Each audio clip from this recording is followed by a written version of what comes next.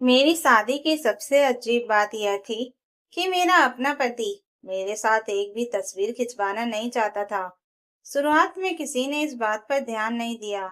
हल्दी की रस्म में जब फोटोग्राफर ने हमें साथ खड़ा होने को कहा, तो आर्यन अचानक अपने दोस्तों के साथ कहीं चला गया। मेहंदी में वह देर से पहुंचा, संगीत में ग्रुप फोटो खिंचवाई, लेकिन मेरे साथ अकेले फोटो लेने से बचता रहा। मैंने सोचा शायद वह कैमरे के सामने सहज नहीं है, लेकिन शादी वाले दिन भी यही हुआ। जयमाला के समय उसने जैसे तैसे दो तीन फोटो खिंचवाई और फिर मंच से उतर गया। फोटोग्राफर बार बार कहता रहा, सर, दुल्हन के साथ कुछ अच्छे पोज भी ले लीजिए। लेकिन हर बार आर्यन कोई ना कोई बहाना बना देता। कभी फोन, कभी रिश्तेदार, कभी कोई जरूरी काम। मेरे मन में हल्की सी चुभन हुई, लेकिन शादी के शोर में मैंने उसे नजरअंदाज कर दिया। आखिर 4 महीने की जान पहचान के बाद यह शादी हुई थी। मुझे भरोसा था कि इसके पीछे कोई गलत वजह नहीं होगी। विदाई के समय भी जब सब सो रहे थे, फोटोग्राफर ने कहा, मैडम, एक इमोशनल फोटो हो जाए। मैं आर्यन के पास खड़ी हो गई, लेकिन उसने अचानक अपने पिता का हाथ पकड़ लिया और कैमरे की तरफ देखने लगा। उस पल पहली बार मुझे अजीब लगा। ऐसा लगा जैसे वह जानबूझकर मेरे साथ फ्रेम में आने से बच रहा हो। लेकिन मैं नई दुल्हन थी, सवाल पूछने का सही समय नहीं था। शादी के बाद जब मैं ससुराल पहुंची, तो सब कुछ सामान्य लग रहा था। सास प्यार से बात करती, ननद हंसती मुस्कुराती रहती, और आर्यन भी मेरे साथ बुरा व्यवहार नहीं करता था। फिर भी उसके अंदर एक दूरी थी, जिसे मैं समझ नहीं पा रही थी। रात को जब मैंने कहा, चलो आज शादी की तस्वीरें देखते हैं, तो उसने तुरंत कहा, अभी नहीं, बहुत थक गया हूँ। अगले दिन फिर मैंने फिर कहा, तो उसने विषय बदल दिया। तीसरे दिन मैंने मजाक में कहा, कहीं ऐसा तो नहीं कि मेरी तस्वीरें अच्छी नहीं आई। वह हंसा भी नहीं, बस चुप हो गया। यही चुप्पी मुझे परेशान करने लगी। एक हफ्ते बाद फोटोग्राफर ने मैसेज किया, ये एल्बम तैयार हो गई है। मैं खुश हो गई। मैंने सोचा अब सारी तस्वीरें देखकर पुराने पल याद करेंगे। लेकिन जैसे ही मैंने घर में यह बात बताई, माहौल बदल गया। सास ने कहा, इतनी जल्दी क्या है? ननद ने हंसकर बात टाल दी, और आर्यन ने पहली बार मुझसे थोड़ी तेज आवाज में कहा, हर चीज को लेकर इतनी उत्सुक मत हुआ करो। मैं चौंक गई। आखिर तस्वीरें देखने की बात पर कोई नाराज क्यों होगा? उस रात मैं सो नहीं पाई। मेरे दिमाग में बार बार वही सवाल घूम रहा था। अगले दिन मैंने बिना किसी को बताए स्टूडियो जाने का फैसला कर लिया। फोटोग्राफर मुझे देखकर असहज हो गया। मैंने कहा, भैया, एल्बम दे दीजिए। उसने कुछ पल मेरी तरफ देखा और पूछा, मैडम, क्या सर ने आपसे कुछ नहीं बताया? मेरा दिल जोर से धड़कने लगा। क्या बताना था? मैंने पूछा। उसने कंप्यूटर खोला और स्क्रीन मेरी तरफ घुमा दी। जैसे ही मैंने तस्वीर देखी, मेरे पैरों तले जमीन खिसक गई। शादी की लगभग हर तस्वीर में मैं थी। मेरा परिवार था, मेहमान थे। लेकिन जहाँ भी मैं और आर्यन साथ थे, वे तस्वीरें अलग फोल्डर में रखी गई थी। फोटोग्राफर ने धीमी आवाज में कहा, शादी के अगले दिन आपके पति यहाँ आए थे। उन्होंने कहा था कि दूल्हा दुल्हन वाली सारी तस्वीरें एल्बम में मत डालना। मेरी सांस अटक गई। क्यों? मैंने मुश्किल से पूछा।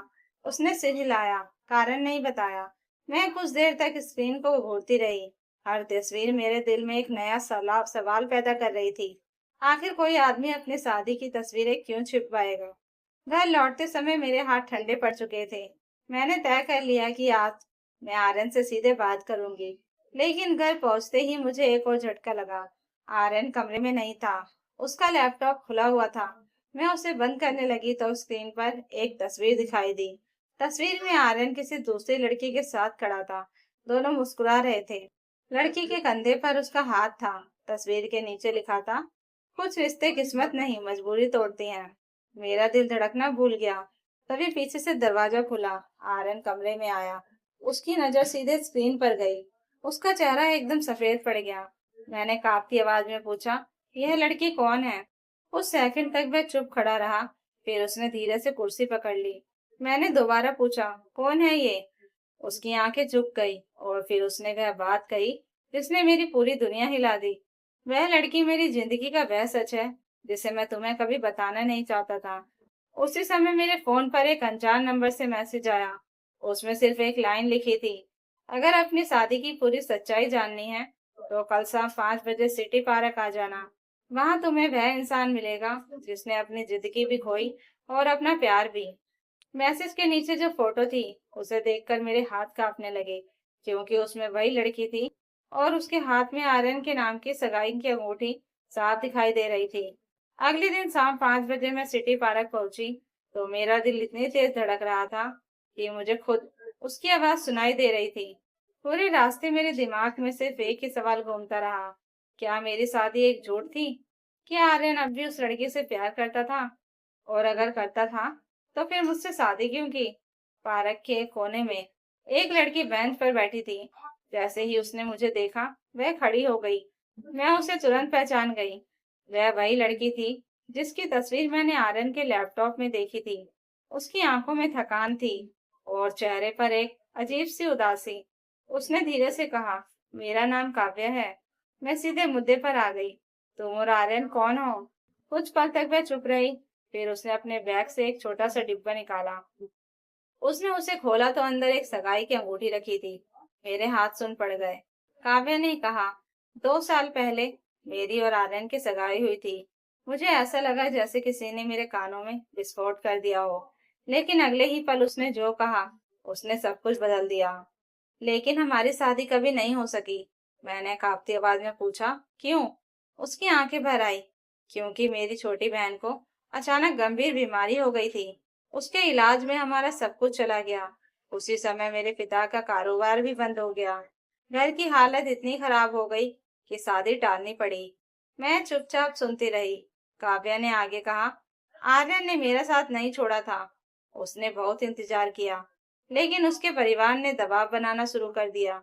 उनकी नजर में मैं अब उस घर की बहू बनने लायक नहीं थी। मेरे सीने में दर्द सा उठा। फिर मैंने पूछा। काव्या ने मेरी तरफ देखा। फिर तुम्हारा रिश्ता आया। मैं कुछ सेकंड तक उसे देखती रह गई, लेकिन तभी उसने सिर हिलाया और बोली, नहीं, कहानी उतनी नहीं है जितनी तुम सोच रही हो। अगर आर्यन सिर्फ मजबूरी में तुमसे शादी करता तो शायद मैं आज यहाँ नहीं होती। मैं हैरान रह गई। तभी उसने अपने फोन में एक रिकॉर्डिंग चलाई। उसमें आर्यन की आवाज थी। वह अपनी माँ से कह रहा था, अगर मैं नेहा से शादी कर रहा हूँ तो सिर्फ इसलिए नहीं कि आप लोग चाहते हैं। मैं उसे पसंद करता हूँ और उसके साथ नई शुरुआत करना चाहता हूँ। लेकिन मैं उसे काव्या के बारे में सच बताऊंगा। मेरी सांस अटक गई। काव्या ने धीरे से कहा, वह सच बताना चाहता था, लेकिन हर बार डर जाता था। उसे लगता था कि अगर शादी से पहले यह बात बताई तो तुम रिश्ता तोड़ दोगी। मैं कुछ नहीं बोल पाई। इतने दिनों से मेरे मन में जो तस्वीर बनी हुई थी, उसमें आर्यन एक धोखेबाज इंसान था। लेकिन अब मामला अलग दिख रहा था। तभी काव्या ने मेरी आंखों में देखते हुए कहा, मैं आज यहाँ अपना प्यार वापस लेने नहीं आई हूँ। मैं सिर्फ यह चाहती हूँ कि तुम आधा सच सुनकर फैसला मत करना। इतना कहकर वह उठ गई। मैं उसे जाते हुए देखती रही। घर लौटते समय मेरे मन में तूफान चल रहा था। रात को मैंने पहली बार आर्यन से सीधे बात करने का फैसला किया। वह बालकनी में खड़ा था। मैंने उसके सामने जाकर पूछा, तुमने मुझे पहले सच क्यों नहीं बताया? उसने मेरी तरफ देखा। उसकी आंखें लाल थी। शायद वह भी कई रातों से नहीं सोया था। उसने धीमी आवाज में कहा, क्योंकि मैं डर गया था। मैंने कहा, मुझसे या सच से? वह चुप हो गया। कुछ पल बाद बोला, दोनों से। मेरी आंखों में आंसू आ गए। और शादी की तस्वीरें? मैंने पूछा। उसने जेब से अपना फोन निकाला और मुझे एक फोल्डर दिखाया। उसमें हमारी शादी की सारी तस्वीरें थी। जयमाला, फेरे, विदाई, हर पल। उसने कहा, मैंने उन्हें कभी डिलीट नहीं करवाया। मैंने सिर्फ एल्बम रुकवा दी थी, क्योंकि जब भी मैं उन तस्वीरों को देखता था, मुझे लगता था कि मैंने तुम्हारे साथ ईमानदारी नहीं की। पहली बार मुझे उसके चेहरे पर पछतावा दिखाई दिया। तभी उसने एक तस्वीर खोली। वह हमारी फेरों वाली तस्वीर थी।